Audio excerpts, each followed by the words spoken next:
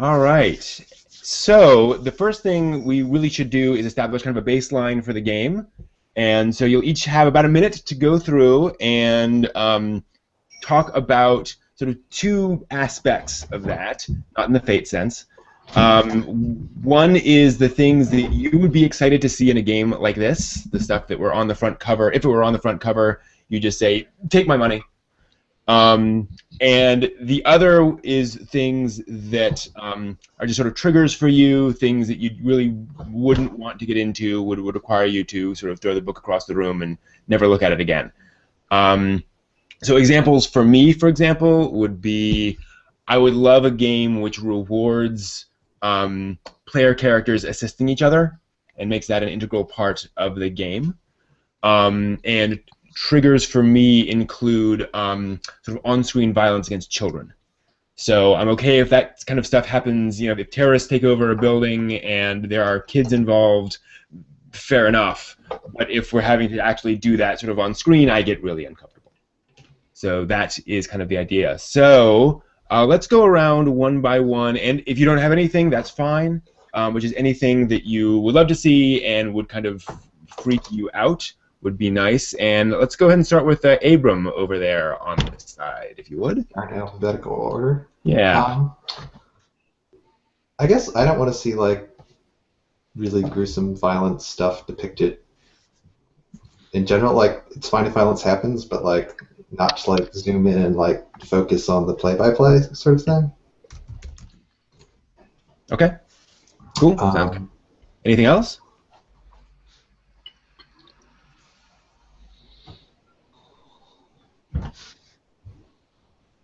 I guess like cyberpunk wise, I like to see stuff where like I guess like politics and technology interacts in some way. Cool. That's it.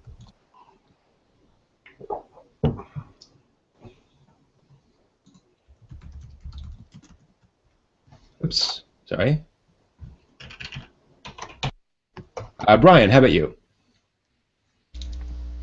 You caught me in mid-swallow.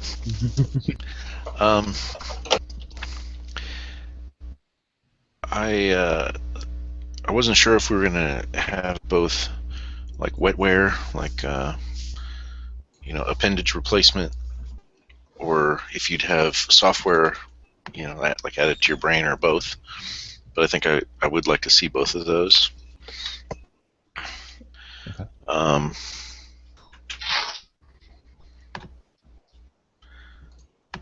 think that's the only thing I can think of right now. Okay. Cool. Sounds good. Let's see here. Then Gerardo, how about you? Well, I'll build a little bit about what you're saying about teamwork. I think that's something I really want to see. How even team members are working on the same task, or maybe the same skills adding up, or a mechanism to allow for different skill sets to add up and make something achievable. And another thing that I'm interested in is the element of speed, how speed and time makes an appearance in the game. If it's like, I want to use the term initiative, but it's like the response time of the character is part of the story. And I think that comes into place, with cybernetic augmentation, the speed, the response. It's got to be significant. If you have bionics or something, it really has to factor in. Very cool. Sounds good. Jay, how about you? Yeah, hello. It's my first game jam. Hello, Indie Plus, and hello, YouTube, all the rest of it. So yeah, I am thinking things I'd like to see. The bits of Cyberpunk are bumped up against it. They always seem to they have a strong tendency to dip towards the dystopian. One of the things I did like about Ghost in the Shell is how much it includes both the good and the bad that's according to technology. So something I would definitely want to see is a balanced society. I don't want it to be a utopia or a dystopia. It's going to be, this is our world, our culture, moved on. So yeah, a balanced world is one of the things. I want to see. The whole philosophical discussion of what it means to be human as well, transhumanity, if you want a quick keyword for the notes, is something else. In terms of what I don't want to see, I think we've already had that one covered. Cool. All right. Thank you very much. Misha. I'm going to be a little weird here. For me, Cyberpunk is not about giant robots. I don't like seeing giant robots in my Cyberpunk. I like gritty, street, Blade Runner-y, kind of run around gangs, like your classic William Gibson kind of noir Cyberpunk. That's what I like. That's what I want out of Cyberpunk. I want the tech fetishes without necessarily the gun fetishes, because who wants to look through 17 pages of guns to play for 10 seconds? So yeah, that's what I want to see. Cyberware in my Cyberpunk. And I would love to see a Cyberpunk game that actually handled net running that didn't suck. Fair enough. All right, Russell. Well, this sort of plays on the idea of the questions of, like, what does it mean to be human? I think one of the things that always interests me about Cyberpunk stories is sort of the flexibility of identity. And that's done in a couple different ways. You know, whether it's cyber brain hacking in Ghost in the Shell, or even just how a lot of the characters in Ghost in the Shell, we don't know much about them, and a lot of what we discover, how we discover things about them gradually, how their identity is kind of amorphous at first. I think that's an interesting concept to play with in the idea of Cyberpunk, where things like memories and experiences can be edited and altered. That's pretty awesome. Any not red lights? No, I think we've covered the basics. I can handle a lot of crazy stuff. So. Fair enough. Cool. Thank you, Tara. Right, Tara. Tara. And that's fine. I would like a game that really rewards change and growth, not just improving and getting better, but becoming different, so that you don't have this like static character that things just happen to and they stay the same. And then for things I don't want to see, violence, yes, but specifically no sexual violence. Yeah. Fair enough. Cool. All right, sounds good. Thank you, folks, for filling in the document as we go. So, now that we've gone through that, we are a little ahead of time, which is pretty awesome. So we can move into character creation. Again, this is going to be very, easy flow kind of thing. I think we're just going to come up with things, more of concepts than anything else. They don't have any strong ideas for characters they want to play.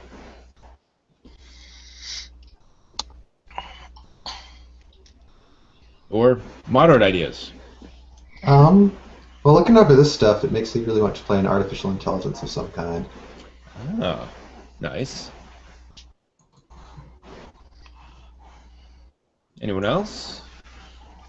I'm thinking of a ripping it. Actually, now I think about it, ripping it a little bit off a comic book character or something. A paramedic. Ah, nice. But one that can fly. Okay. So rather than having to use a motorcycle to get around town, the character can fly. One-man medevac. Nice. Yep. Cool. Other ideas? Cyber prophet. Oh, what would that mean? Someone who believes that they have found the answers in the code and the deep web and something like that, and is now proclaiming like this is the way, this is the future, this is the way to save us or something. Gotcha. Cool. Working on Tara's concept of character creation or development, how about a clone? Nice.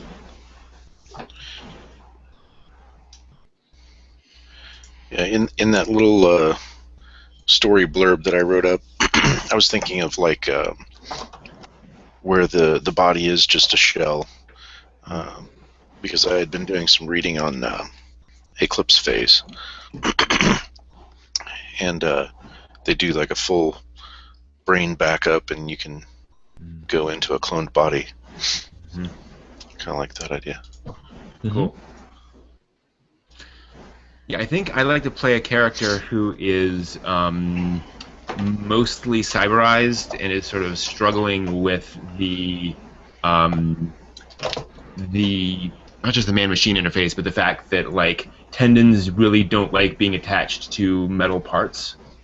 And so he's kind of reached that point where it actually kind of be better to be more machine than he is now, but that's really expensive and no one wants to pay for it. Well, work on that idea. You could also have bionic parts that are organic. Oh, interesting. Yeah. A carbon-based, no graphite, carbon fiber, or polymer type. Yeah, that's a good idea. Yeah, so maybe I'm machine, but also some sort of we're also moving into that. It makes it lighter and makes you invisible to metal detectors, which is a benefit. Very true. That's cool. Other concepts? I could probably. Why don't I take the Togusa role, and I'll be the guy who is minimally augmented, who just seems rather uncertain about, whether he really needs to pursue augmentation in order to have an edge, or if he can sort of hack it without giving up what he sees as an important part of his human identity. Nice. Cool. Sounds good. Is that everyone? I think we've got everyone. Anyone we missed? Me. I've been ruminating. Oh yes. It's always fun to do some kind of like a reporter or a Politico or something, but based off of something that somebody else said, I had the idea to be like your ex-cop or ex-military guy who doesn't own all of his own parts, so therefore has to keep working in order to not get repoed. Yep. That's kind of standard fun trope right there. Cool. Like you're always in debt to the company. Yes. Like if you don't make your payment, you can't use your left hand for a month. I like that. Switch it off. Yep. Did you say that? Did you refer to Repo Man, the latest edition? I have not seen the latest edition of Repo Man. You should see that.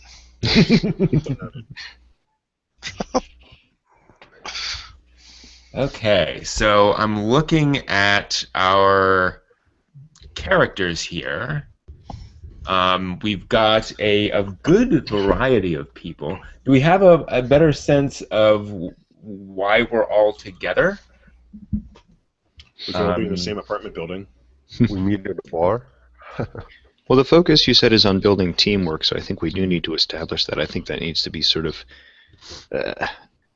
it needs to be. I don't think we can just be meeting now. We need to have reason to really be the unit.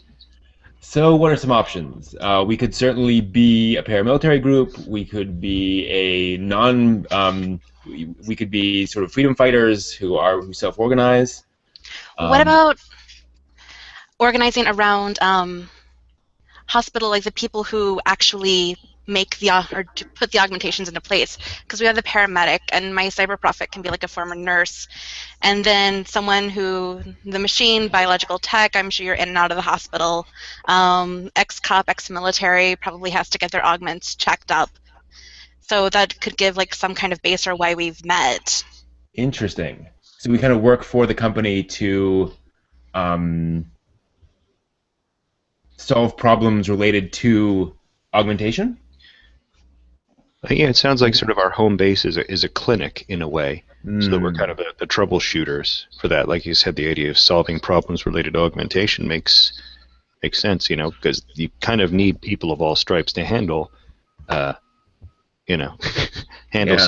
diverse issues. Like an activist clinic or something.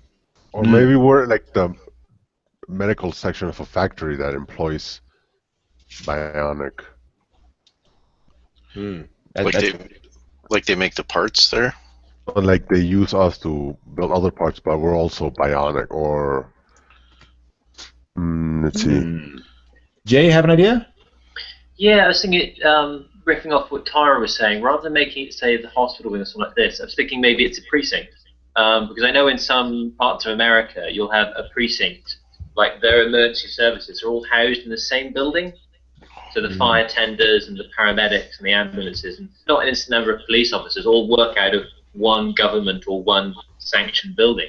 That doesn't necessarily have to be a government structure. It could be a company structure. So we could all work for, in some way, shape, or form, a cybernetics company, and we're just part of the team, or we're various members of different teams that they're assigned to solve problems. So I would be responding, my character, the paramedic, would be responding to emergency insurance claims or emergency response as part of your service contracts. Like, my arm has stopped working and now I'm punching people in the street. Here comes the paramedic to reboot your arm. Cybernetic emergency services. Yeah, but we do, some of the emergency services, there's an option. We can either make it government run, which gives us all sorts of mandates, or we could take a different kind of approach and go with the corporate one. Definitely. Misha, have an idea? Yeah, in the classic Cyberpunk, the cop book has the cyber SWAT arm. So you are the ones who go deal with the cyber psychosis, the ones who have gone overboard, those kinds of troubleshooters. Mm-hmm. So that would give a bunch of different kinds of folks to handle a bunch of different kinds of problems when technology goes wrong. Mm-hmm. Not if. Yeah, and we could also do sort of the bubblegum crisis thing, where we are a group of people who have ties to to those groups, but we act independently, and we kind of come together to say, hey, you can do this, you can do that. We can all kind of work in that sort of increasingly individualistic future where people can kind of self-organize and find each other on the net, things like that. That'd be another way of doing it. These are all really interesting ideas. Are we in an urbanized area or far away in some sort of desolate mining facility, maybe? That's a good question. Ooh. Or another planet. Yeah, permission to subvert. Let's not set it somewhere like Mega Tokyo or Mega London or Mega somewhere other. Let's set it in Des Moines or rural Canada. Detroit. Rural Cyberpunk? That could be fun. Cyberpunk. I mean, there's so many other things you see. I mean, occasionally Ghost in the Shell, they do wander out into the Japanese countryside, wherever they're meant to be. But an awful lot of these things, like Blade Runner, they show you the ruins of the cities. Mm-hmm. So just for a variation, let's go play with cyber cows and cyber farms and cyber forests. Let's give ourselves a much bigger remit in terms of the actual area. I mean, the number of people you can fit in it is about as much as the plot requires, but I would submit that rural or suburban is a variation that I've not seen. That's a good point. And they would have their own distinct versions of those problems. Mm-hmm. That's interesting too, because you hit things about the more breakdown of that society, where suddenly you can't get upgrades to your parts as easily. You're not plugged directly in the way they are in the city, and so that becomes kind of a difficult thing for folks to deal with. That would be really interesting. That's pretty cool. Mm-hmm. All right, let's kind of go in that direction then. So let's see here. So we're a group of folks. Do we have a sort of general feel on whether we are a government organization or self-organized? What sounds most fun? I think if we're going to be sort of out in the sticks, it might be more fun if we're self-organized, because then in a way we're kind of like the local startup in a way, rather than like, because out here, like if it's not Mega Tokyo, then what does the government care? You know? Mm-hmm. Yeah, we could be kind of like the franchises and inspectors, where we kind of open up this franchise. We're going to hopefully help things. It might go really badly, but who knows? That's cool. All right, so let's go with that. All right, so we've got our characters. What's our initial crisis? What's the thing that's gonna go down that we have to deal with? I just had a ridiculous idea. We need funding. If we're not a government organization, we need funding. Yep. Fundraiser? Fundraiser. Now, it could be a fundraiser Cyber We could bake put sale. masks on and we start raising funds. Exactly. Right, that too. Hmm. That's a great way to build trust in the community. Interesting. That is That's- kind of the thing, because in a way, depending on where it comes from, this could be the offer we can't refuse because the rent has come due or whatever, and suddenly we're needed to do something. Okay. So this would be kind of an interesting thing to build in. Is a variety of different money-making opportunities in the small town that we kind of have to do to get started with. So ideas on specifics for that? So when we say rural, what kind of rural are we talking about? Is it like farms and cornfields and things like that? Or is it like a mining town? Or is it like the middle of nowhere, they don't really have any kind of industry whatsoever, and they've got a huge brain drain problem, so their population keeps getting older while kids flee away? Like, what kind of rural are we talking about? Because that's going to affect what kind of problems they have. Yeah. Well, Go ahead. A bit to add up to Tara's question about the role. What if we already have the funds and the problem is not getting the funds, it's spending them because they're traceable. So we have a lot of money, and that's why we're somewhere where Tara's question hits the point. That we're far away because we're running away from something and we have all this cash we really can't spend easily. That's good. Ooh, and if we're somewhere rural, then we're also going to have limited connection. We're probably going to have horrible internet connections, and because even if everywhere else is lightning fast and fantastic, rural areas aren't. If you've ever driven through rural Indiana, your cell signal goes away entirely. So we would struggle even just to do our jobs. And that would compound the problem of trying to spend money. And all supplies are like a day away from Amazon. They don't even do same-day delivery. Yeah. They don't even do same-hour delivery. I know. It's the city crazy. gets drones.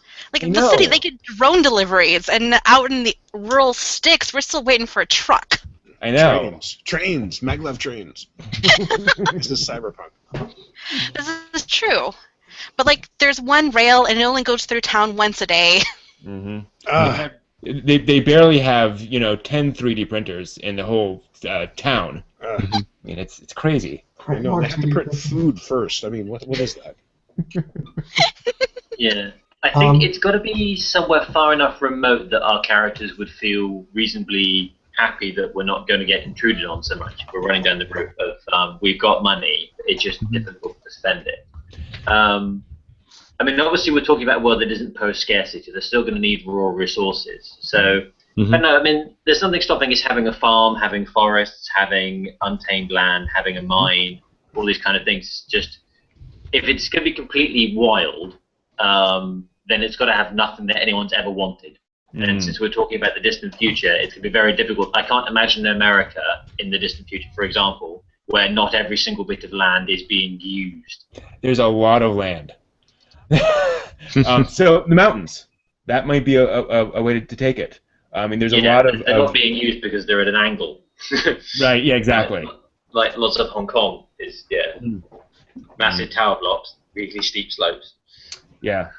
So yeah, go ahead. I was going to say, so in the mountains, and then Aaron put in chat, the semi-obsolete hydroponics farm could also be a failed hydroponics farm, possibly, because they were trying new strategies for the mountains. It didn't work, and so the main industry of the town has gone away, and they're all struggling. Yeah, that's interesting. So it's that. not just a rural town; it's a failed town that's struggling really badly. That's nice. Yeah, and Russell, some thoughts? Well, I was just sort of thinking that in the context of us being sort of the support of these people, it is the kind of situation where all of their problems are our problems. So we do kind of have to deal with the fact that, in a way, we're going to be putting out a lot of different fires, so to speak. Whereas, Timmy fell down the well. We need to have a guy who can, airlift him out of there. But, at the same time, we have to deal with the fact that, if a couple of people get rowdy in a fist fight, and a couple of, farmhands with cybernetic augmentations could do an awful lot of damage. So, So that's the thing, is we're kind of, we got a lot of different, like I said, a lot of fires we could put out. And I'm thinking maybe sort of a sheriff in a Wild West town might be something of a model to go after. This is a place of desperation where folks are trying to eke out their claim, they're trying to make a living, but it's very rough and tumble. Mm-hmm. Gotcha. This is making me think we're leaning more towards where... Oh, this is some of the Americans you guys do an awful lot. You elect an awful lot of your local officials, don't you, rather than being appointed? Things like the sheriff and county clerks and the rest of it. Yeah. So there's a measure we can have to do it. Who are we? Well, we just happen to be, some of us are elected officials of this local town, and other people are people who've been hired. That's interesting. We're the people who can do these things that need to get done. So a lot of it is based on merit. Well, they can elect some of us, but also the guy who's the best shot is probably going to end up being the guy who's out on, night patrols to make sure that cybernetic wolves don't eat all the cybernetic chicken. Do any of our characters have like mimic capabilities, so we can, take some official's place, for example? That'd be fun. Ooh, interchangeable skills worked quite well with one of the things Brent was talking about with rewarding cooperation. That would be quite interesting. We could also take it that there could have been an election recently, and some of us are the people who were elected, and some of us are the folks that they brought in as political appointees effectively in the small town. So like the selectmen, basically. Exactly. And women. Okay, cool. It allows the idea of us being new to the area, or at least new to our jobs, gives you lots of discovery actions. Yes. Very true. Okay, so what's our first problem? So this is a failed or failing town. They've been the victim of various agricultural attempts and project attempts that aren't working very well. People are desperate. We're the new guys brought in to kind of help solve everything. What goes wrong first? Something with town debt. Some kind of collectors coming and should they or a loan that was taken out in order to fund the farm that failed is now finally due, and if they don't get it paid, then a lot of their homes are going to be auctioned off by the banks, and so therefore they need this problem to disappear, either get the money or do something a bit more covert. Okay, what would be an example of something like that? Like, where are our actual opportunities for action in this town? I'm wondering. I was thinking tracking down the people responsible for collecting the debt, bribery, or otherwise chasing them out of town, or converting them to champion the town side. Gotcha. So that kind of thing. Cool. Actually, this would be a good idea. Can we just kind of throw out some general ideas for this, so that whatever direction we take, we have just a couple of documented kind of ideas we could throw out for later sessions and such? Just in general troubles or adventure hooks, so to speak? Yeah, exactly. Mine explosion.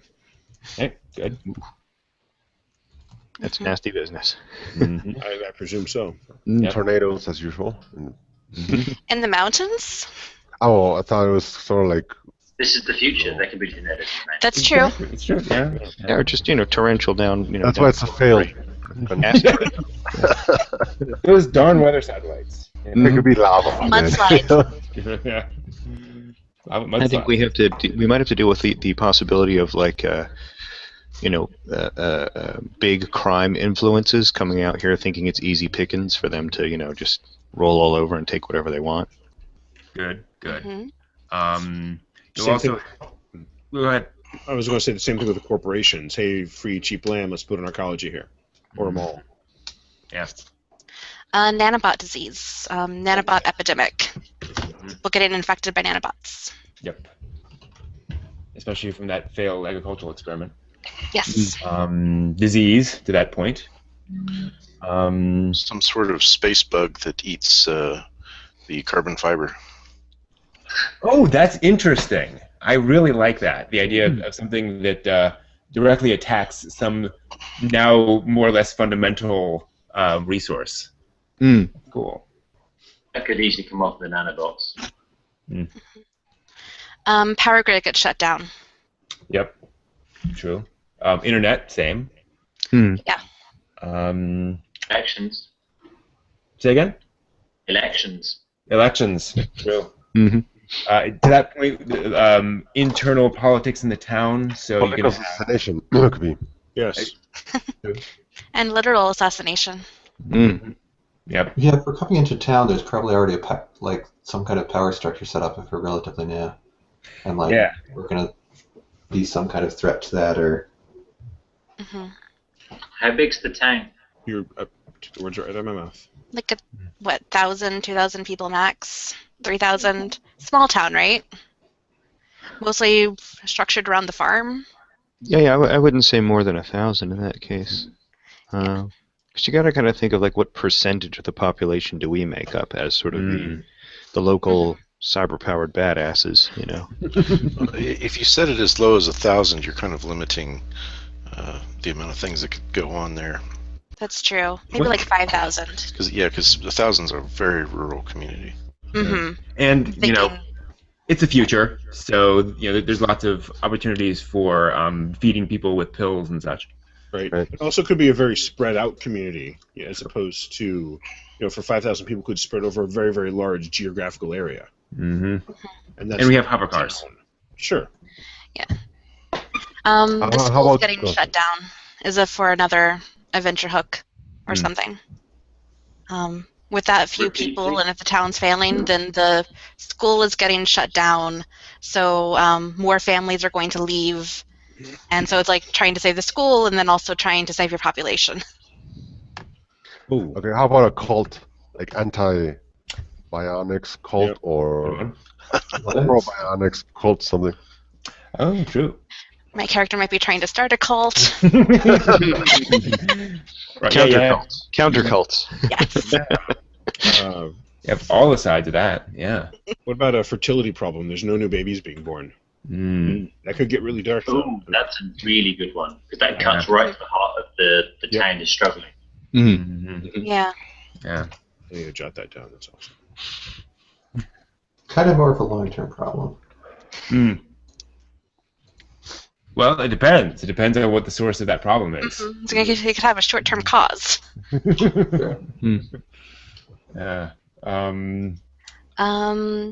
Poison beer. They've tried to make their own beer. It's poisonous, and so trying to shut down the still, and everyone's getting upset because you're taking away from our alcohol. Actually, that could be also. We could also go an interesting direction with that, where there could be a movement to go sort of more back to the land, and so people could be trying out a lot of sort of more old school agricultural processes that maybe are going well, maybe aren't going well. So they could be introducing bacteria or illnesses or all sorts of weird stuff. A drought could also be an issue. Oh yeah, absolutely. Cool. That's a great list. Thank you all. Just had one last idea. Please. Like a traveling circus or a traveling theater show comes to town and disrupts quiet, snoozy town with big show ideas. And with them comes a lot of criminals and petty crime. Yep. And little Timmy wants to run away and join the circus.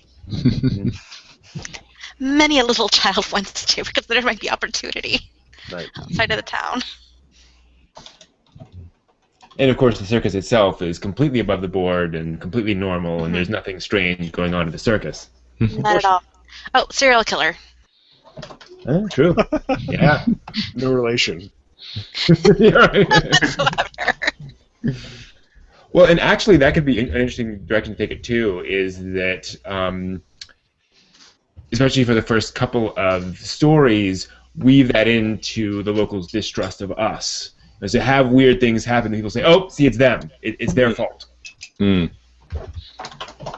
The brothel shut down the week after these guys come into town. Mm-hmm. What the heck, man? Yep. Everything's our fault. We're kind of the IT crowd of the Cyberpunk.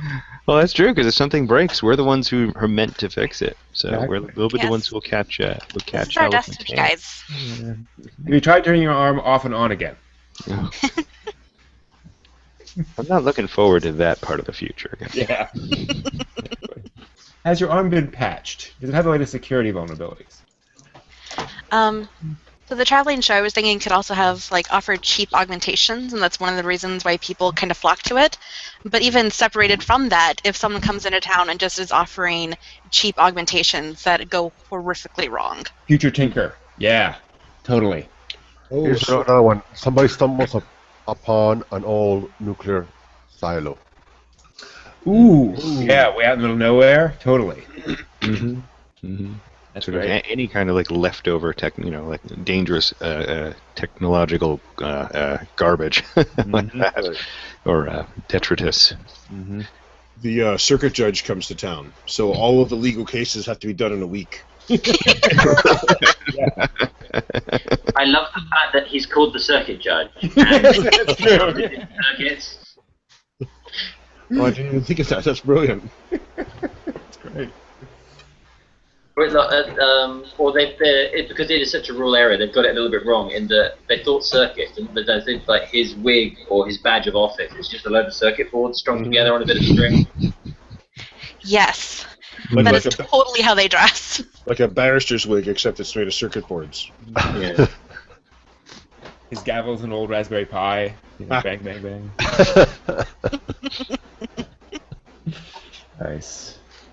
Yeah, so I've done a little digging. I believe the town of Ely, E-L-Y, Nevada, which I put links in the document, might be an interesting place to have a look Awesome. if we were looking for give ourselves a little bit of a real-world grounding. Cool. Sweet. It's always fun to have a map.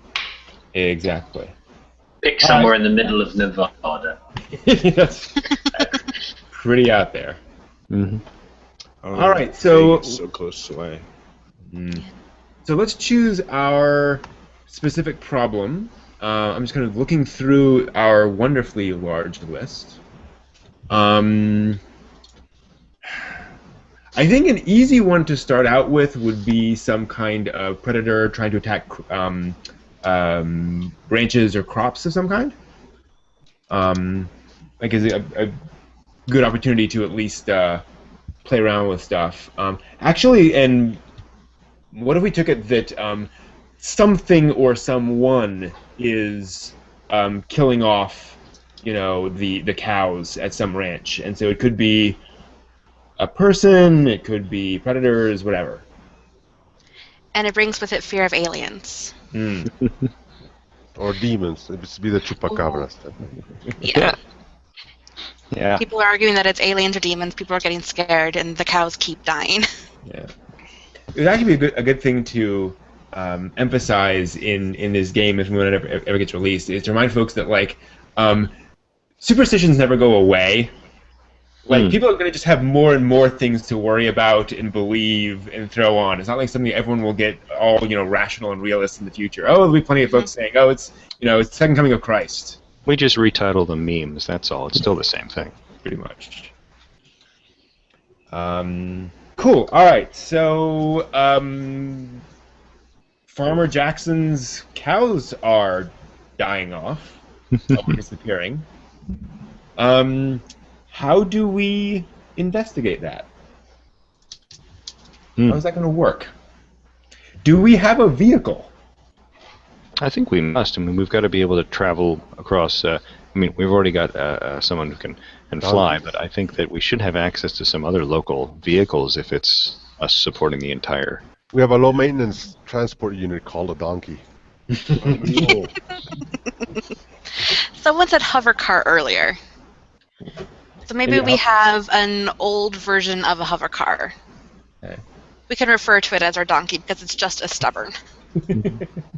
Make an actual hovercraft. It's stuck in reverse, so you gotta drive the hover car backwards all the time. It's probably donkey is the actual is an acronym. And then that's the actual model of the vehicle. Sure. Yeah, on Firefly they had the mule, Yeah. I was open thinking- air, little hauler Yeah. with the big stick shift on it. All right, cool. Yeah, so let's say we all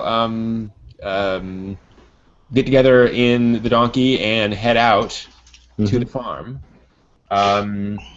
So we get there. It's a pretty normal sort of ranch. Let's say, and for those who are a little more rural than I am, what would be a sort of medium-sized ranch in terms of heads of cattle? Ooh. Is that like 200? a couple hundred? Okay. Size? Yeah, a couple hundred. Couple hundred? Okay. So he's got let's just throw out 300 cattle in general, and he's down to 280. Gotcha. That's yeah. That's a nice chunk of change to lose from your income. Mm-hmm. So what do we do? We're gonna ask him to see the bodies, I guess. First things first. Makes sense. If All right.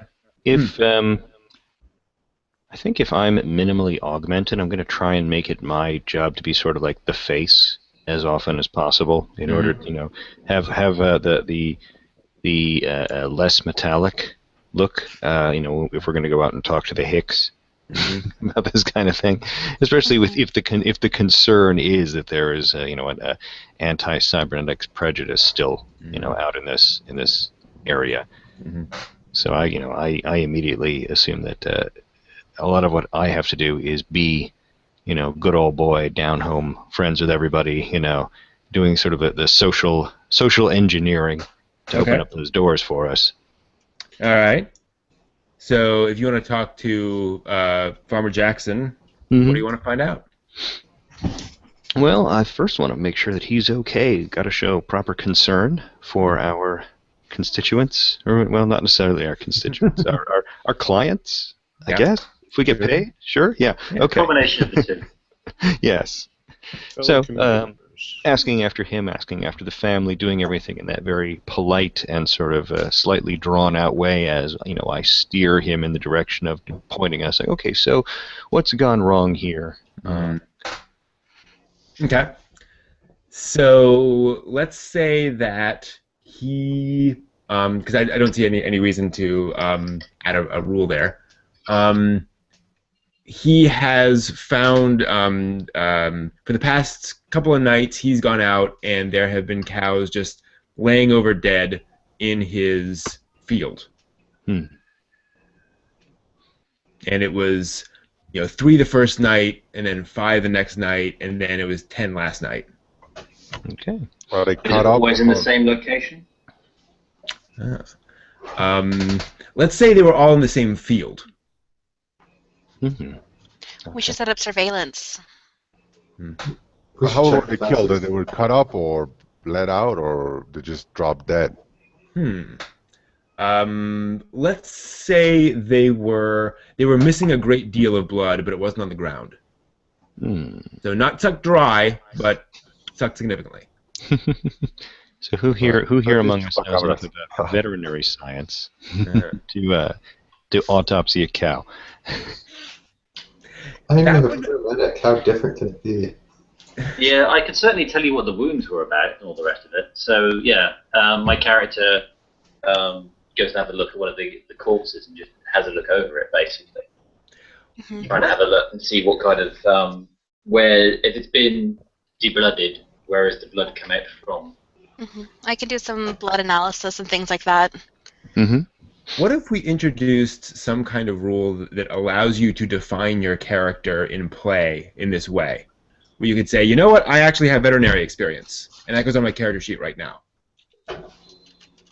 Yeah, I like that. That'd be kind of interesting. Works for me. Okay. Is there any kind of limitation on that? That's what we'll have to figure out. You can have 3 declarations or 5 declarations. Let's go with 3 and see where that takes us. What Right. about what about I three good ones? wouldn't limit. 1 second, Gerardo. What was that, Misha? I said, what about 3 good ones and 2 bad ones? Oh, that's nice. That's a good idea. Jordan? I was saying, why limit it to a number? Just expand on it. Like the more you add to it, obviously, the more it locks you into the story. So you can't be a veterinarian and an engineer and a space man at the same time. So the more expertise you show over time gives you the degree. So you might be, just like weekend vet. Like your dad was a vet and you learned something. Okay, you got some. But if you start showing off more skill, then you become pro or master, or maybe you're a doctor's degree or something like that, and that limits everything else. Nice. So that maybe like gives you slots then that you can fill in. So you have like, this is my area of expertise, this is something that I'm good at, here's something that I heard about or I've dabbled in, and then Yeah. or I'm sorry. even having something like, this is what I studied. And then we could also define the slots in other ways, like this was a formative relationship for me. So like you say a formative relationship was with my father who had been in the military. And you can like pull on that and say, like, we were really close, he taught me how to shoot a gun. That's not my area of expertise, but because of my relationship with my father, I know how to do this. So you can have like defined slots like that you can fill in. I like the idea of tying it to a relationship. Flexibility of identity-wise, we could then have those experiences/memories be interchangeable between characters. Interesting. That's a good point. Yes. Yeah. That's a really good point. Yeah, I like that. One way of thinking about it is you could have kind of your experience, which sort of ties into that character, and then you can kind of categorize that to say, okay, this is part of my paramilitary training, for example. And so like the more things you have in that overall skill set, that kind of tells people, okay, he has a lot of experiences in this. Or you say, okay, I have this variety of things and a variety of different experiences, and that tells you, okay, he's more of a jack of all trades. Interesting. Okay, so veterinary experience. So you're going to go and look at the cow itself.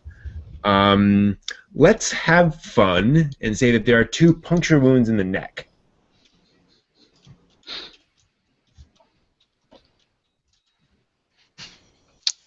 Who's our expert on vampires? Who's Who's going to start painting themselves into the corner as the vampire hunter? The slave. Having noted there are two. Believes in like just there's the cyber prophet and prophecy and truth within the web and the internet, and so she could probably do that kind of research because all the answers are there. All right, let's let Jay finish his thought. Sorry. Okay. Yeah. My character would be along the lines of, all right, I'm going to look at it. Are these puncture wounds ragged, or are they surgical in origin? I.e., Sure. Is this something that's come in with teeth and ripped and led lacerations at the marks around the wound, or does it literally just a pair of needles that have come in? I don't know. What do you think, Misha? Well, the other thing is that it doesn't necessarily have to be vampires, but maybe it's a bunch of like wannabe gangers who think they're vampires. Because as a cop who's seen this sort of thing in the city, you have all these imitation gangers running around all the time. True. So it looks like as if a human has tried to bite it. Let's say that the wounds are kind of half. It's not ragged. It's fairly precise, and so it could be either that somebody is not really good with a syringe, or that somebody is sort of playing with this kind of idea. Okay. Anyone else want to turn around to the others and saying, I have no idea what's done this. This looks properly unusual.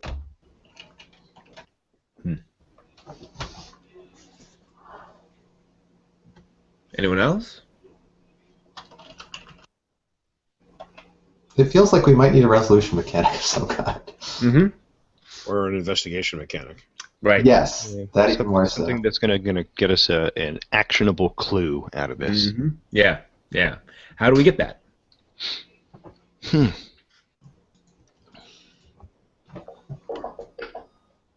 What kind of clues would be actionable? Well, anything that that points in the direction of a specific source, something that narrows down the possibilities to a specific focus, whether that is evidence that leads to a certain someone or evidence that leads to a certain place.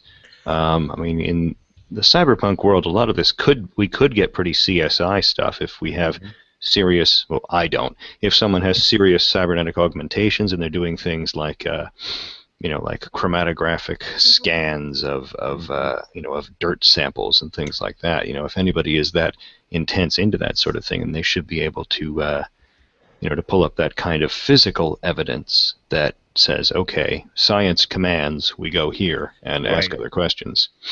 And it depends on whether it's GM full or GM less, right? Mm-hmm. Right. Right. Yeah.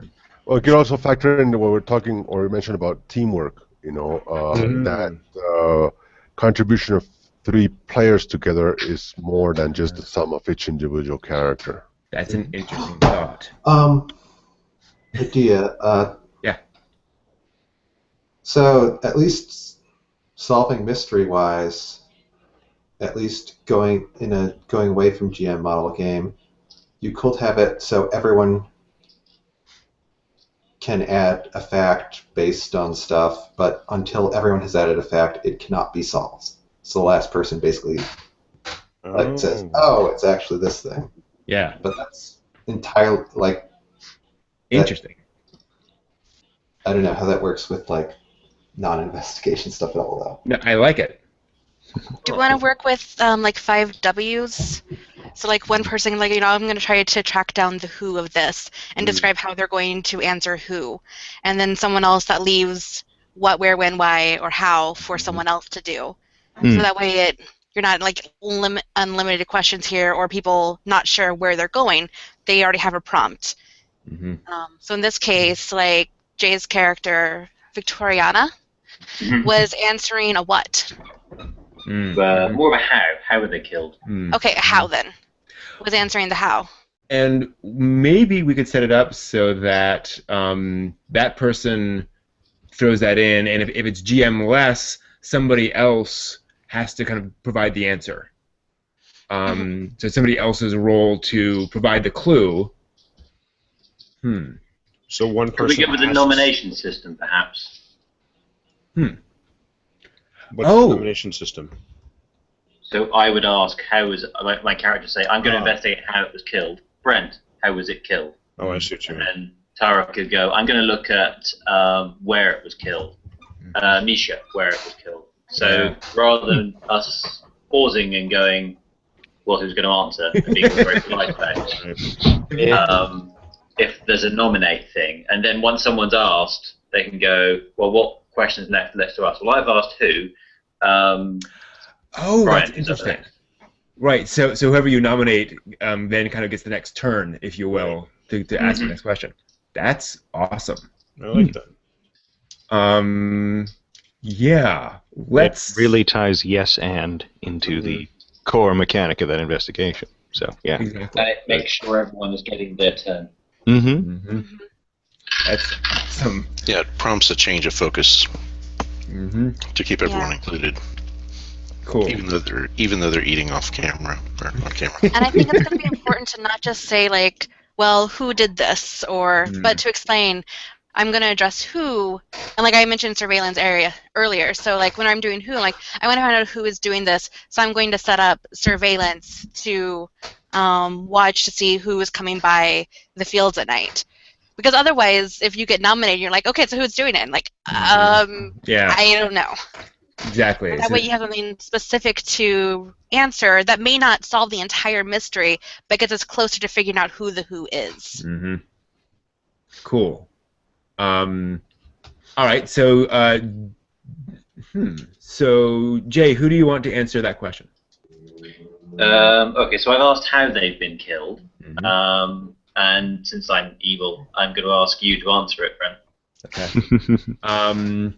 They were killed by some kind of machine that literally pumped the blood out of them. they were essentially drained of a large amount of their blood, specifically to get blood.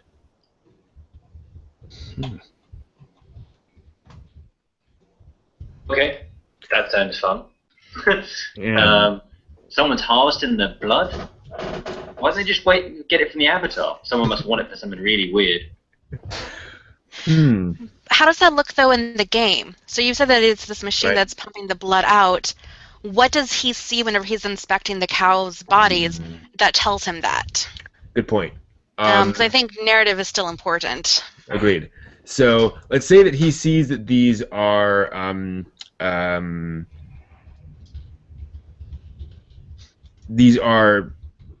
very carefully placed puncture wounds, and that because of how the animals sort of fell over and how the blood has pulled out of their bodies, there's no blood on the ground, and the way that the wounds sealed up indicates that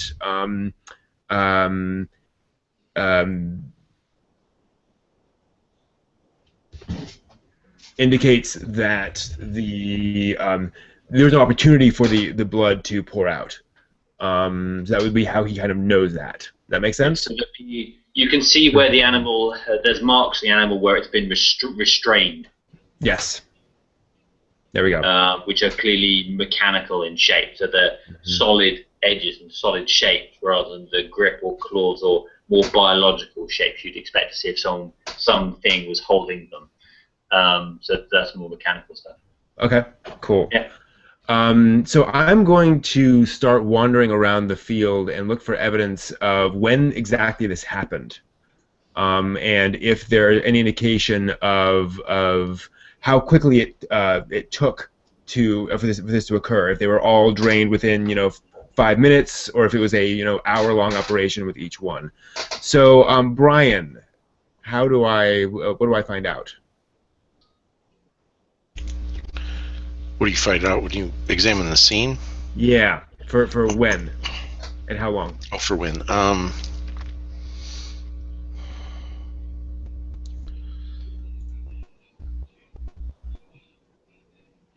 I think you find the cattle or the dead cattle are next to the feed, so it'd be the time that they would go and feed. So it could be late afternoon after the farm machinery has dropped off their afternoon allotment. Yeah, the hay drone. Yeah, so they drop dead right next to the trough. Okay. Cool. But because most of this is automated equipment, it's not like that's up near the barn where the farmer is. It's out here where the machinery just drops it off. Mm-hmm. Yeah, the farmer maybe sees his cows once every couple of weeks. Gotcha. All right, yeah. So I'll wander back and let everyone know that my eagle eye indicated that that's what it happened like late afternoon. Yeah. Oh, how about the machinery that drops off or the robot that drops off the feed has a camera on it, and maybe the farmer just happened to catch sight of a dead cow in the morning when the next food drop-off happens. Okay. So. Cool. Sounds good. All right, Brian, what do you want to know? I want to know whose farm is it? And let's see. I'll ask Russell. Mm-hmm. I think I've heard from him. Yeah. Okay. Well, that's an interesting question because they can get to the specifics of the character too. Mm-hmm. Well, I've been talking with Farmer Jackson a lot about just him and how things are going around here and all that sort of thing. And interestingly enough, this isn't the first financial problem that he's been having. So I think he's actually been looking at possibly selling. So the farm, though it's still his farm, there's a chance that it's going to change hands in the near future. Well, that's not suspicious. Yeah, which might put a little bit of a twist into the value of the land and the animals there. Mm-hmm. Cool. Let's see. No, I should. What else do I want to know about that? Well,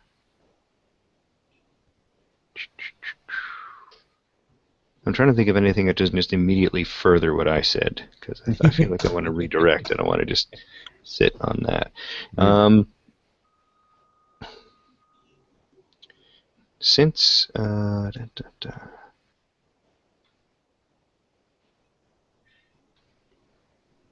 Abram, since you're the artificial intelligence, correct? Yes. What how do you appear? How do you get around? Are you in a shell body? Are you implanted in a clone? Are you just a voice in our cell phones? Voice in your cell phones. Voice in cell phone. Gotcha. Like maybe you're carrying around a box which has my intelligence that's back of the donkey or something. Mm-hmm. But Okay. our walkie-talkies or whatever cell phones are good enough to work that far. Mm-hmm. I want to see if I surreptitiously connect you to the automated systems and surveillance and all that sort of thing, if you can pick up any suspicious activity that started before these things. Like, you know, Farmer Jackson's asking us about the past couple of nights. What happened a week before? What happened a month before? So I think we need to plug you into the system and ask. Let's see. Ask. I guess this is a what question again, because it's sort of like what happened a week before the cattle started dying.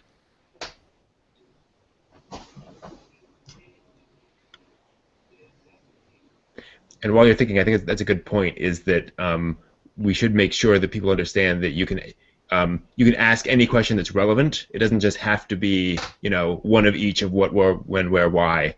Because there can be lots of those questions. So thanks for bringing that up. True. Yeah. Yeah. We don't want to restrict ourselves too far.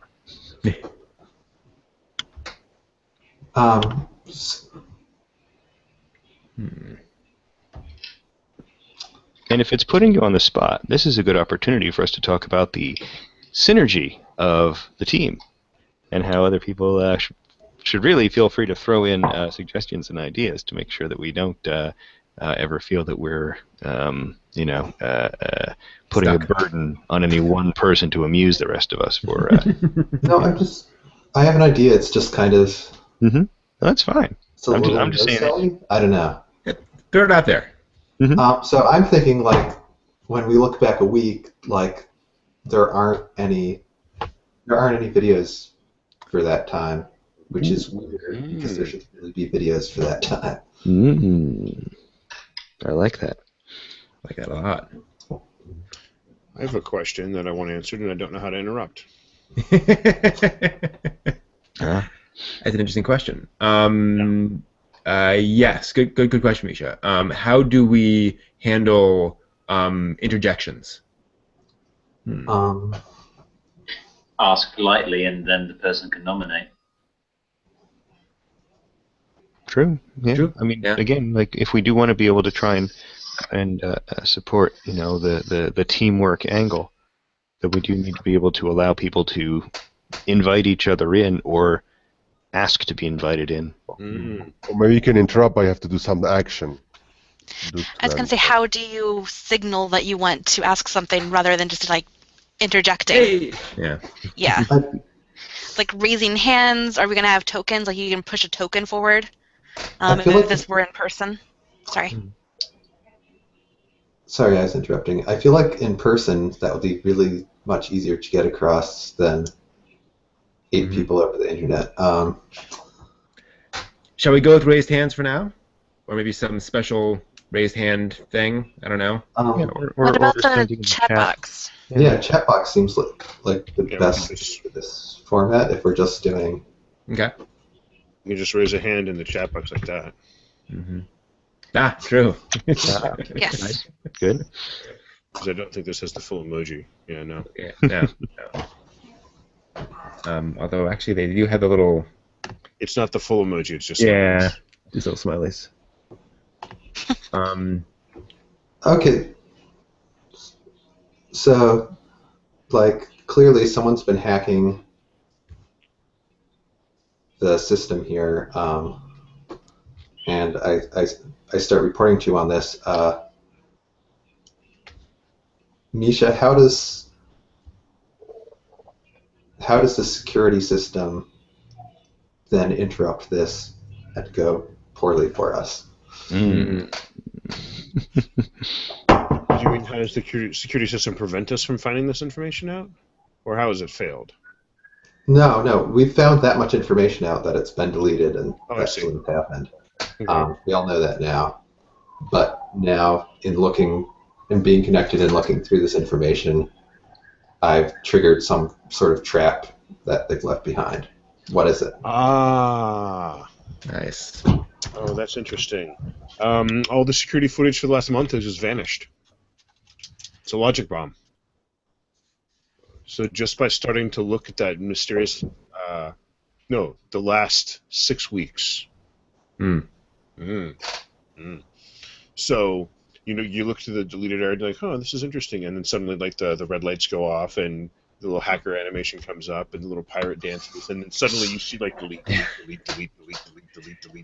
So that's interesting. So, and what's interesting about that, too, is that we know that the past 3 days weren't there to begin with, and now it's covering even further tracks. That's interesting. Yes. Yeah. Oh, out of politeness, Abram, does you feel that sufficiently answers your question? Oh, totally. Okay. So, I have a question, and I would like our clone, who has all kinds of biological enhancements to know this sort of information.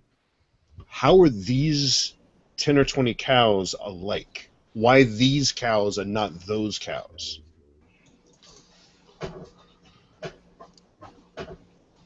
Oh, you're still muted. Yeah, sorry, got it. Well, there seems to be, well, without any lab equipment, it's hard to go to the genetic level, but it's clearly very similar, the same type of cow, generally, and we would have to check with the farmer, but I'm quite confident they're very related to each other. Maybe that's why they're being picked. Oh, that's interesting. So are they all like siblings related? Probably, yeah. Okay. Siblings, maybe same bull, same cow, or something there.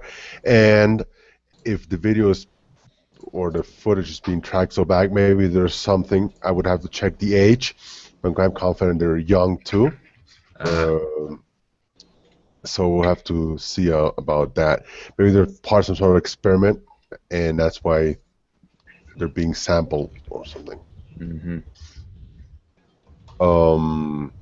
So I would ask our vet if there's a way to do some sort of check on the animals to see if we can find some chemicals or residue in their blood. Tara? Is there a vet? Hey, no, not a vet, but can do analysis. Sure. You'll become a vet if we keep leaning on this. That's on the job training. That's what it is. There we go. Any chemicals in the cows? Let's see here.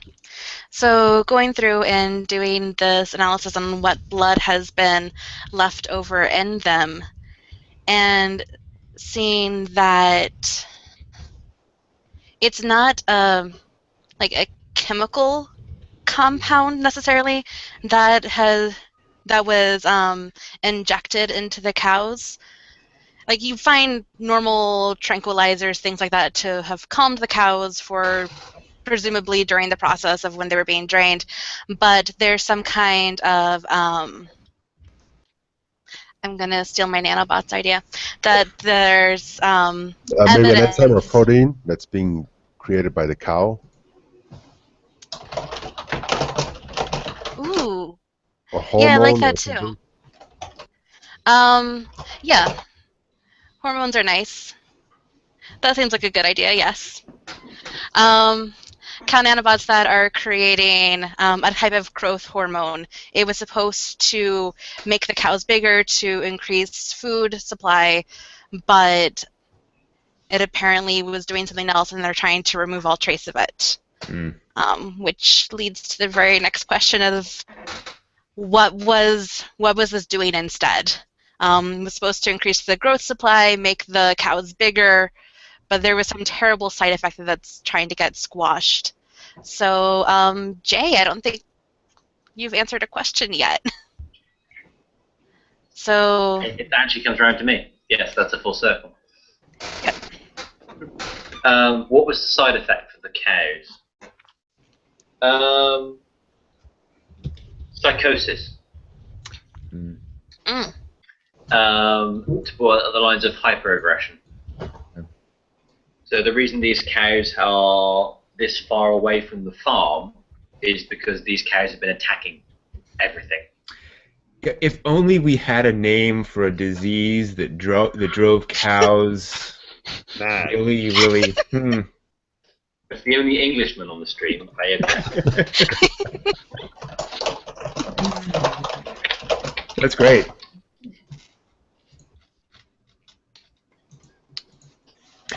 So let me throw something out there. Just as sort of a general design thought. Does the investigation come to some sort of ending once everyone's gone? Or once a certain number of questions are answered? Or just when everyone decides? Do we have some thought on that? Well, my original thought was everyone will ask/answer one question, and then like the final one would be like would pin down exactly what was going on, and like that would be done. But okay, that's not the only route. It might be that, once someone in the chain thinks that we've got enough to go on, they could simply ask the question, where do we go now? To sort of like say, okay, what's the next scene as we follow up on this stuff? Just thinking about it mechanically. And I don't think you would nominate for someone for that. That would be open to the group. When you get to the where do we go now, someone's like, well, I have another question. Great, they get the question. Or someone can suggest, well, we need to do this kind of scene next. And whoever answers it then could maybe frame the next scene. Right. If we kind of like a round robin, and the next person, like to the right, would get that chance to take control of the story without having to ask a question. Like Tara says, either expand on the current scene or move the characters onto the next scene. The problem with the round robin is you can't have people jump in and switch around at all, and it's like a static structure at that point. Maybe like there's, I was going to say 5 questions, but then you can't have it end at a where do we go now, and if you don't have the round robin, then there's no guarantee that everyone's going to get to answer something. But also think about if you've got only, say, 3 or 4 people playing, and only those, say, 2 of them are in a scene, you could go ba ba ba ba ba ba ba. Well, let's play it further and just see where it goes. I think we have a good amount of... Here's an idea. What if you had like question tokens, and you have like 5 in the game? You can put one forward, or you can save them towards the end. So you get to ask a question if you play one. Interesting. But that goes against the person who gets nominated answers, asks the next question. Because if you get nominated, then you're kind of forced to use it. Yeah, maybe you're not. Maybe that's free. Maybe that's the way you can interrupt or intercede with somebody else's. You have.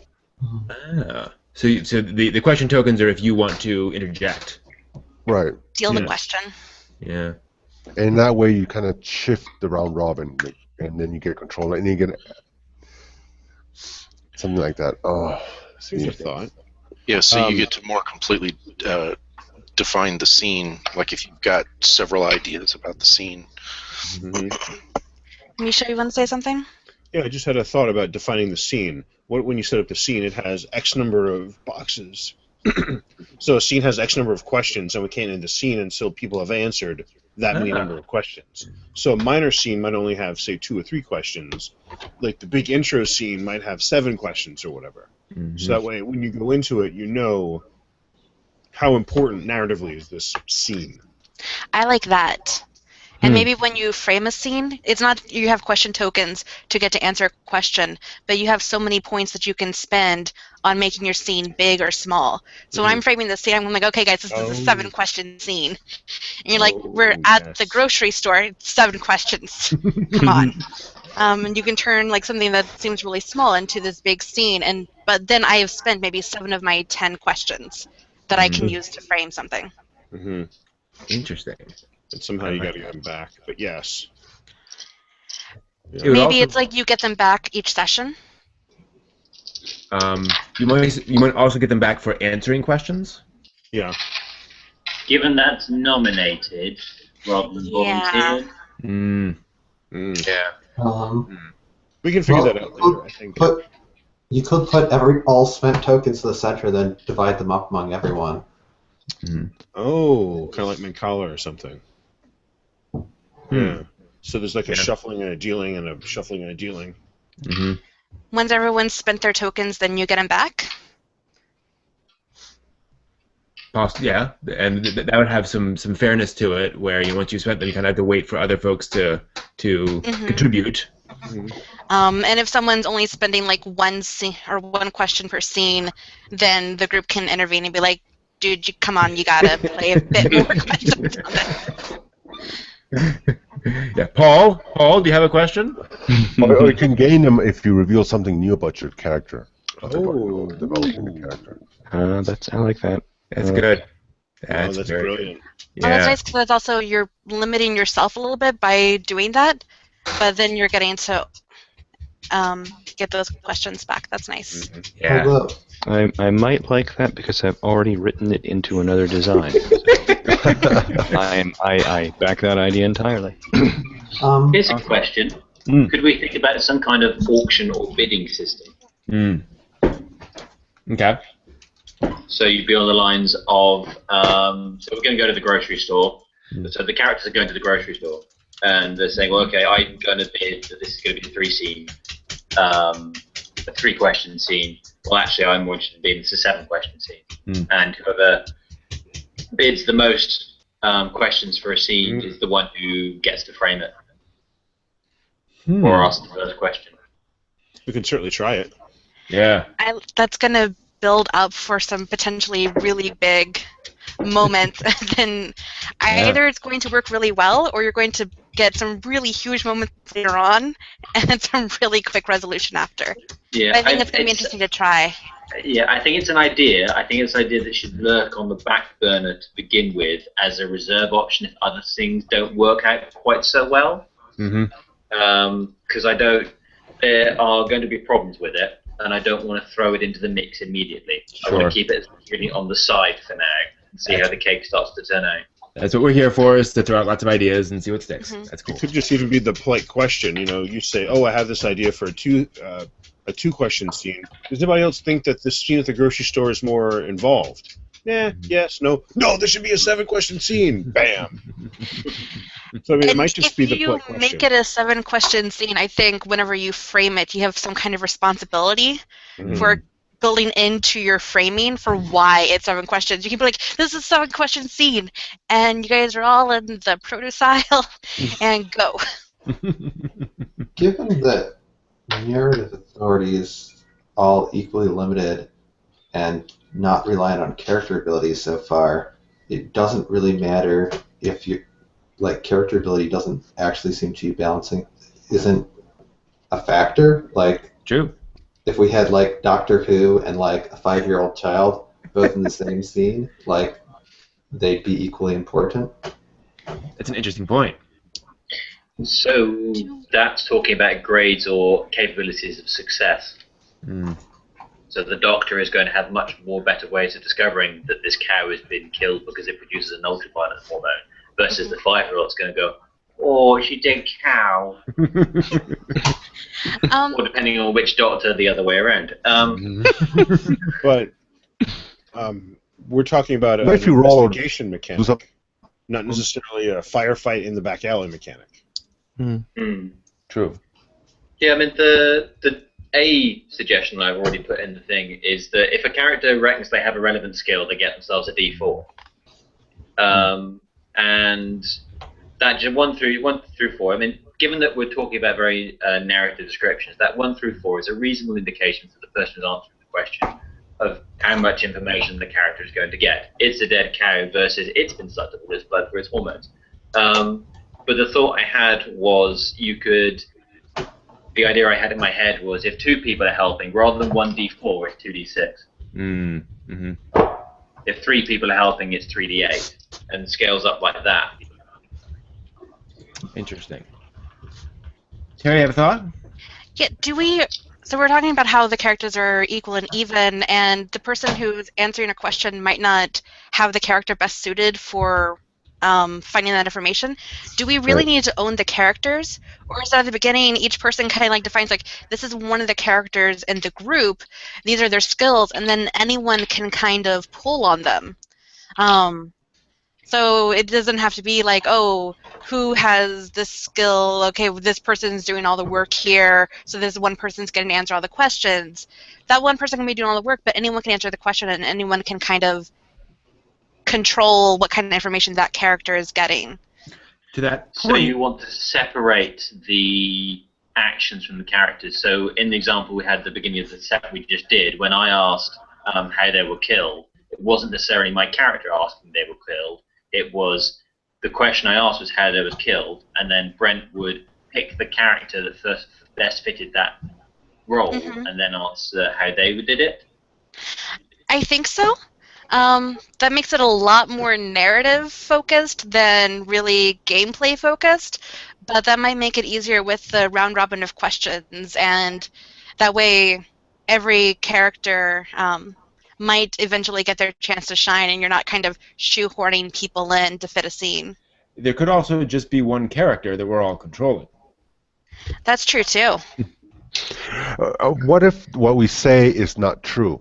For a degree of veracity to what we're saying, we ask questions, we answer them, and in the end, you kind of roll back and say, was this correct or not? Maybe the roll determines the value of truth and the statement.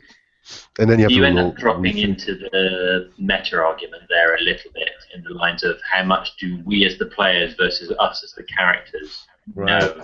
Because if we were going to do the ad hoc building kind of thing, if I roll poorly, as to an example, and you tell me a lie, as a character, I'm going to believe that. But as someone who's going to build on that evidence, it's going to be useful for me to know that's a lie. Interesting point. The point is, right now we've all been playing like on the same side. You know, how do you introduce some sort of antagonist into the story, like leads in the other the idea behind it is that you're acting on good faith, but you're mistaken, and then the story turns out to reveal something else. Right, unreliable narrator in a sense. Right. So, going back to the idea of having, you were saying, like, what if we were all just one character rather than many? What if the players are, like, the data sources or the AIs that this character is consulting? So the character is going out and they're doing, like, I'm doing this blood analysis, what do I find out? And, like, we're the computers that are telling them what they've discovered. We're all the AIs. Yeah. That's really interesting. That would neatly solve a few problems. It would give players distinctive things to do. It would also allow people to add things to the character that other people can then, build off of. And it resolves the issue of kind of narrative control, because then we're all answering questions for the same person. That's interesting. That's very interesting. Huh. So you might only have 4 characters, but there's 6 or 8 of us as those AIs that access those various characters. Right, or it could just be one character, and we're all and actually to that point, that's a good point. One of the neat things about this is it would allow you to say, I want to play a story with, just these two characters. You can play with as many characters as you want, which would be handy for however you wanted to design this. But getting back to what we were talking about earlier about antagonists, I'm thinking in an investigation of this kind, one way of handling that would be to say that you can sort of ask whatever questions. At some point, once you define who the antagonist is, that might be kind of the trigger for moving on to the next scene, or otherwise pushing the story forward. Once you have kind of a suspect, then you can follow that forward. Yeah, that makes sense. I mean, that's why we would have an antagonist, so we can have that give and take. Okay, so let's see here. So we have a few more minutes before we really wanted to sit down and talk about mechanics and such, and sort of analyze this in a bit more detail. So we've figured out, in terms of the narrative, we have all that stuff. How should we kind of resolve the scene and move on to the next scene? What would be a good way of doing that? Well, kind of what we have to do in a way is we have to, if we're talking about building evidence, I think it's always good to sort of have a summary of that evidence at the end, because, especially if we've asked a large number of questions and we've built a lot of sort of a long chain to get there, is it's possible we might have dropped something in the middle there. Anytime you're investigating anything like that, you always want to make sure there's a quick record or reference sheet or whatever of these are the facts. But I think that kind of has to be part of, like, when we call the scene, it comes with a summary of, okay, this is what we know, and that's why we're going forward. Would that be the responsibility of one of the question askers, or would that go back to the framer, whoever framed the scene? And that's also how you could signal the end, because I guess, Brent, you really framed the scene, so we could be like, okay, Brent, so can you summarize this, or can you tell us what we've learned? That's a good point. Misha?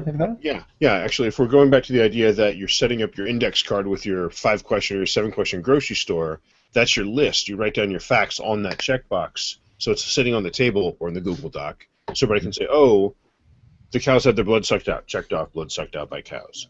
What do you think? Oh, it was nanobots. Nanobots. And you just have that card physically on the table as the summary, so you build it as you go. That's an excellent point. It also means that when you get together next week and you've forgotten what you've done, you can pick up the card and say, oh, this is what we figured out. That is important. Yes. That's a feature. Very true. It would also allow folks to build adventures to an extent, because you can kind of explain, okay, here are the questions you're going to have to ask, or here are the sort of the scale of each of the scenes, so to speak. Oh, that's good. That'd be kind of interesting. All right, so to that point, and again, thank you for folks to folks who have been typing things into the document. So, in summary, we know that the cattle were all relatively young. They died during feeding time. They were all related, probably all siblings, so they all had the same mother or father, so to speak. We know that they were mostly drained of blood, and it was done in a scientific manner. We know that the farmer's been having some financial problems, and that there was some virus in the security system that wiped evidence for the past 6 weeks. We know that the cows were producing some kind of growth hormone that were driving them bonkers. All right, so I think there should then be some onus on the framer to push the story forward. Without, but and maybe getting back to the earlier idea, maybe the framer then has to kind of push it forward, but then have somebody else frame the next scene, so it's not the same person over and over again, obviously. Do we ask one final question then? Like, when you're the framer, you're okay, so that's our summary, and like the next question might be, the farm might get sold or something. So you who is the potential buyer of the farm? That's going to be the thing that gets investigated in the next scene. Or how are the cows getting, like, how are people getting to the farm to drain the cows? Like, asking some kind of question that then gets answered with a scene. Mm-hmm. And that duty should probably go to the framer of the scene, like as their bonus for that round. They get to ask the question to start the next scene. Mm-hmm. Yeah, I like that. Mm-hmm. That's good, and like that rewards the framer who has to think up all this stuff with a little more narrative control. That's nice. Cool. All right. Instead of me doing that, I don't want to push us too far along on the clock. So let's see here. Let's start out with overall. First off, thank you all very much for doing this. This has been awesome. Sure. This is amazing, actually. What are some elements of this? And actually, let's do this round robin, so we're not all talking over each other.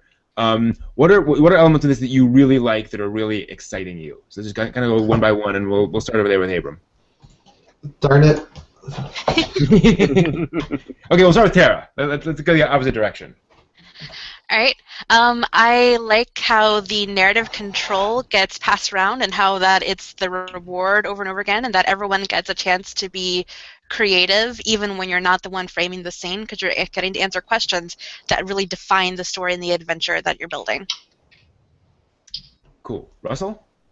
I think Tara took my answer, but I will add on that I liked the way we collaboratively built the setting at the beginning. I don't know how much more formal that needs to be, but I think that's a thing that I do want to see continue, even if it's not necessarily like scene per scene. I mean, maybe there are points or breaks in the scenario where we talk about bigger, where we zoom back, so to speak, and we talk about bigger picture things for a while, because we have the narrative developing in the scene.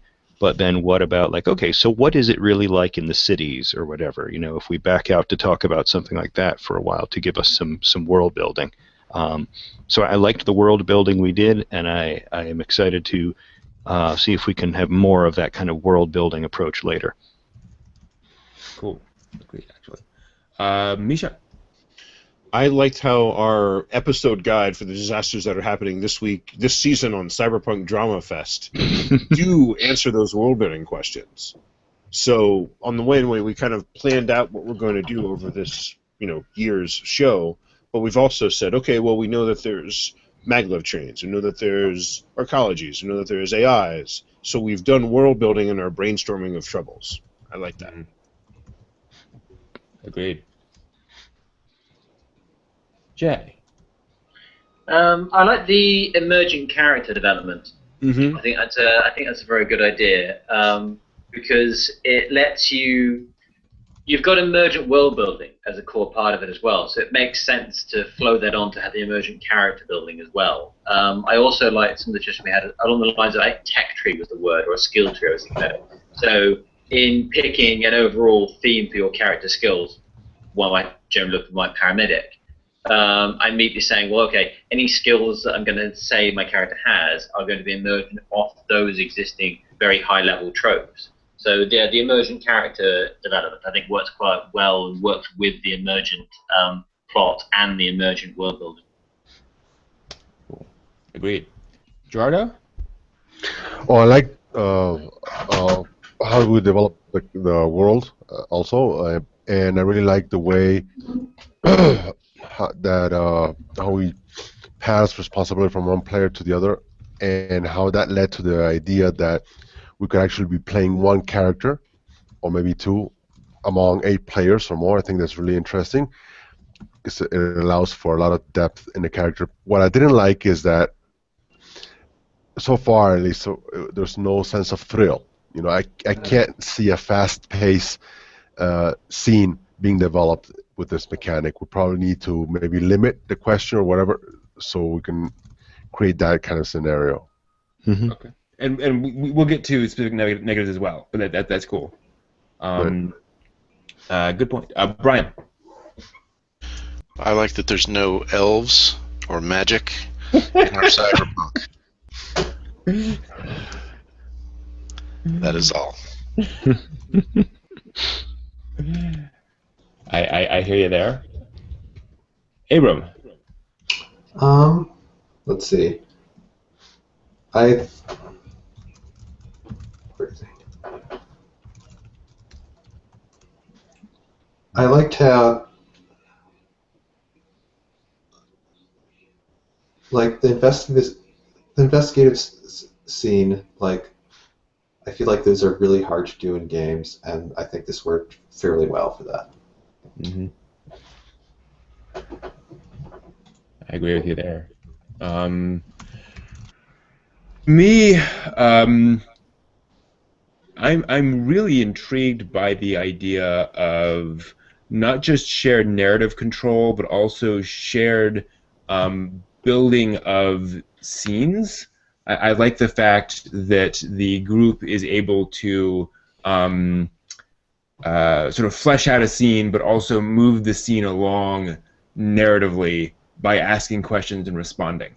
Where a lot of the narrative control stuff I've seen has been more, okay, you know, I'm doing this scene, you get to do your thing, you get to do your thing. There's more of a sort of back and forth of different characters, and I like how that builds in a flow between sort of not just one player doing something, but also sort of passing on responsibility for different things. That one person can kind of kick off something else.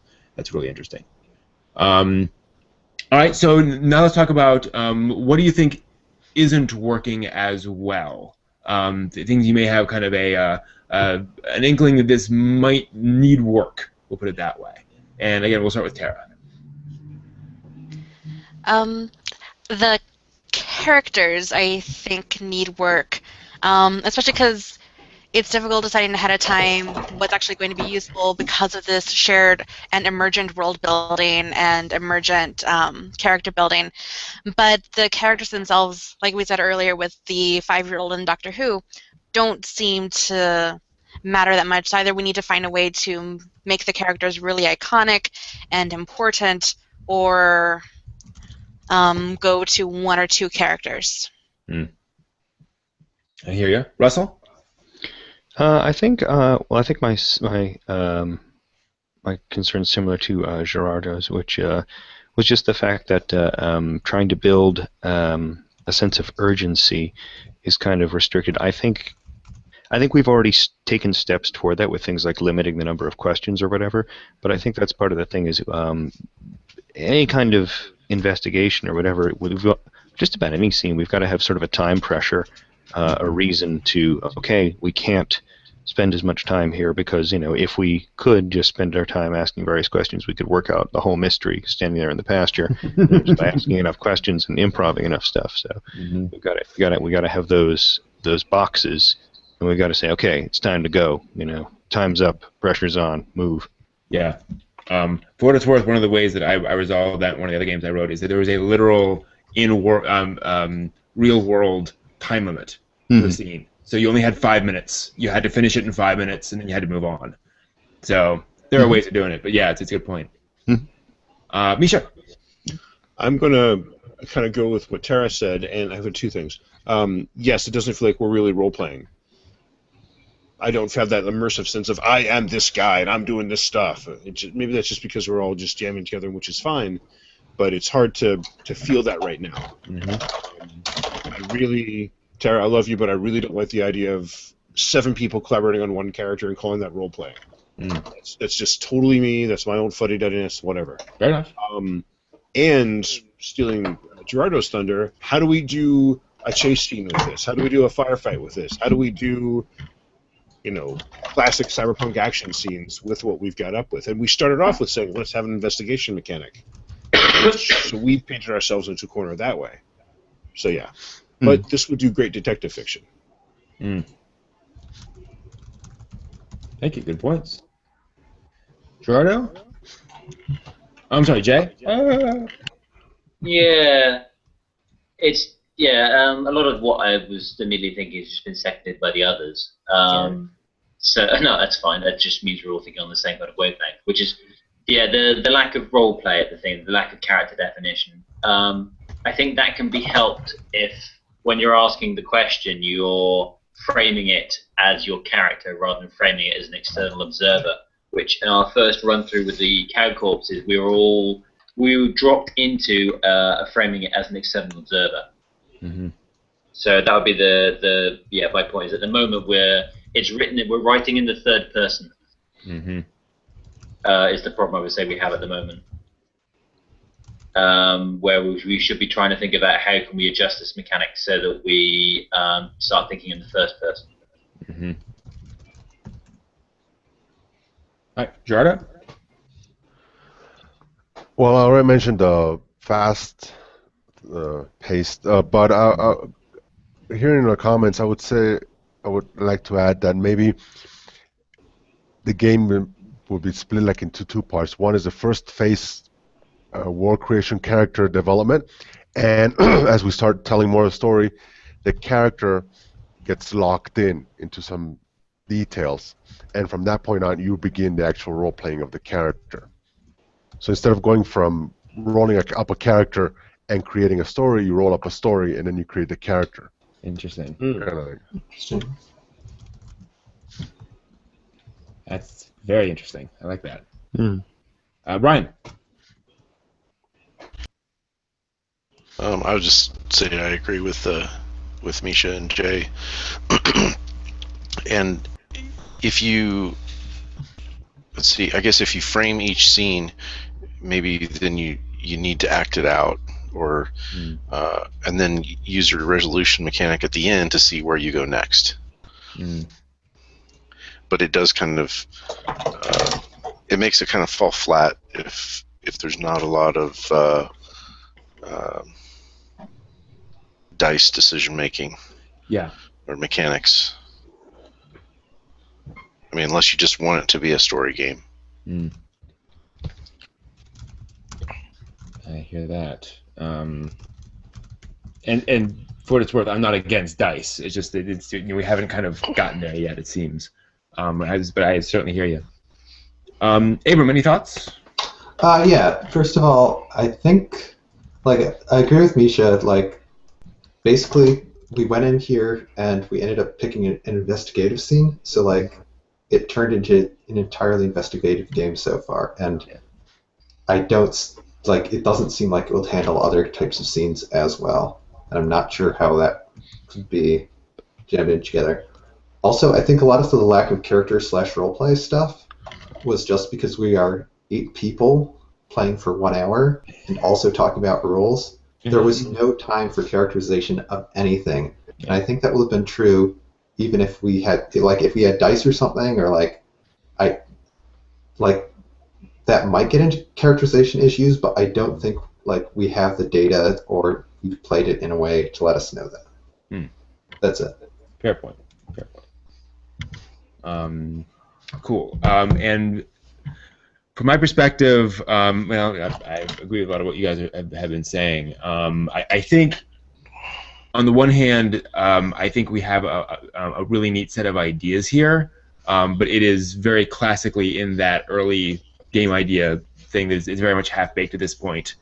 And it needs a lot more work and refinement to really become a compelling game. I think it's a game with some interesting ideas at this point. I do agree that, oddly for me, I think it actually needs some more randomness. It needs some things to kind of force us to say, "Oop, that didn't work out the way I expected it to." Even if it's not, we roll a die and you failed to investigate. I don't know, but something to make things a little more strange or unpredictable. Cool. All right. We are down to 2 minutes left. They don't have any final thoughts or comments that they just have to get in. I had one, but I just lost it. Oh! What were you just saying, Brent? You have 142 seconds to get him back. I could see perhaps the reason we've come up with a system that does investigation very well is because that's the first scene or problem or archetype that the group came up against. Mhm. We set up our world and we went, dead cow, let's find out what happened to it. And so we built a investigation resolution mechanic in a narrative framework. I think perhaps we'd have got a combat one if we'd gone, wolves! Mm. So I think that for what we've got is pretty good for 2 and a bit hours worth of work. So I think this is pretty good. I think we have done an amazing job in 2 hours to build something really interesting. I agree. And I'm totally open to doing more of this and fleshing it out in more detail in coming weeks. Sounds good to me. Yeah. I definitely want to know what happens to these characters next, and I want to see more of this world. So in that sense, success. Cool. Yeah, likewise. Cool. All right, so everyone on YouTube, you will hopefully see more of us in the future. And for now, thank you all for watching.